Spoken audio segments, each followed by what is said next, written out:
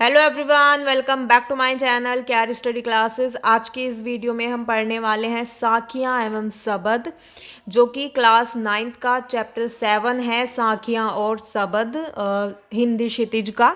और साखियाँ जो है हमने इससे पहले की वीडियो में कवर कर ली हैं, और अगर आप वो वीडियो आपने नहीं देखी है तो आप प्लीज़ देख लीजिएगा। और यहाँ पर हम पढ़ने वाले हैं सबद। चलिए शुरू करते हैं। मोको कहाँ ढूंढे बंदे, मैं तो तेरे पास में, ना मैं देवल ना मैं मस्जिद ना काबे कैलाश में, ना तो कोने क्रिया कर्म में, नहीं योग वैराग में, खोजी होते तुरते मिली हो पल भर की तलाश में, कहे कबीर सुनो भाई साधु सब श्वासों की श्वास में। इन पंक्तियों में जो कबीर हैं वो कहते हैं कि मनुष्य जो है वो ईश्वर को चारों ओर ढूंढ रहा है।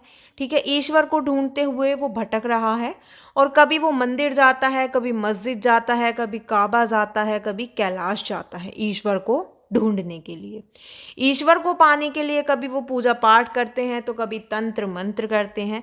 और जिससे जो कबीर हैं उन्होंने एक आडंबर बताया, एक अंधविश्वास बताया। इन चीज़ों में जो कबीर हैं वो विश्वास नहीं करते। इसी प्रकार जो कबीर हैं वो कहते हैं कि जो एक मनुष्य है वो अपने जीवन का जो सारा समय है वो ईश्वर को ढूंढने में गुजार देता है, और ईश्वर जो है उसको ढूंढने की हमें ज़रूरत है ही नहीं, क्योंकि वो हमारी सांसों में है, हमारे हृदय में है, हमारी आत्मा में मौजूद है। वो पल भर में हमें मिल सकता है, और चूंकि वो हमारी कण कण में व्याप्त है, यानी कि ईश्वर हमारे अंदर है और हमें उसे ढूंढने की कहीं भी ज़रूरत नहीं है। कबीर कहते हैं कि ईश्वर जो है वो मनुष्य के अंदर है।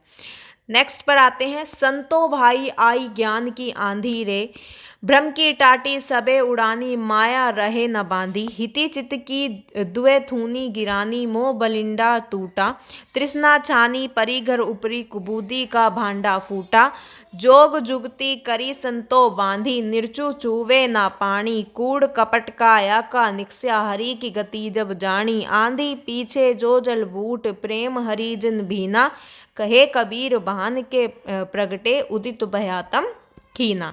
इन पंक्तियों में जो कबीर हैं वो कहते हैं, उन्होंने यहाँ पर ज्ञान की महत्वता को स्पष्ट करते हुए कहा है कि सबसे पहले वो ज्ञान की जो तुलना है उसे आंधी से करते हैं, और कहते हैं कि जिस तरह से जब आंधी आती है तो जो झोपड़ी है वो कमज़ोर पड़ जाती है, झोपड़ी की जो चारों ओर की दीवारें हैं वो गिर जाती हैं।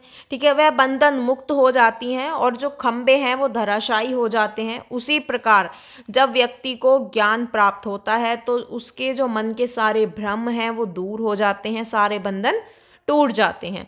छत को गिरने से रोकने वाली जो लकड़ी का टुकड़ा है वो जब खंबे को जोड़ता है तो वो भी टूट जाता है और छत गिर जाती है। वहाँ पर जो रखा हुआ सामान है वो नष्ट हो जाता है। उसी प्रकार जो ज्ञान प्राप्त होने पर जो व्यक्ति है उसको स्वार्थ रहित होना चाहिए, उसमें कोई मोह नहीं होना चाहिए, कोई यानी कि उसका जो मोह है वो भंग हो जाता है, और जिससे उसके अंदर का जो लालच है वो मिट जाता है, जो उसका मन का जो विकार है वो नष्ट हो जाते हैं। परंतु जिनका घर मजबूत रहता है, यानी जिनके मन में कोई कपट नहीं होती, साधु स्वभाव के होते हैं, उन्हें आंधी का कोई भी प्रभाव नहीं पड़ता है, और आंधी के बाद जो वर्षा से जो सारी चीज़ें हैं वो धुल जाती हैं। और इसी तरह जो ज्ञान प्राप्त करने के बाद जो मनुष्य का मन है वो निर्मल हो जाता है। कबीर कहते हैं कि व्यक्ति को ज्ञान जरूर अर्जित करना चाहिए। ठीक है, व्यक्ति को ज्ञान प्राप्त करना चाहिए, उससे उसका जो मन है वो निर्मल हो जाता है, और व्यक्ति ईश्वर के भजन में लीन हो जाता है। यहाँ पर जो हमारा ये चैप्टर है, हमारे जो शब्द हैं वो कंप्लीट होते हैं। अगर आपको समझ आई हो, अच्छी लगी हो तो वीडियो को लाइक कमेंट शेयर ज़रूर करें, और मेरे चैनल को सब्सक्राइब करें।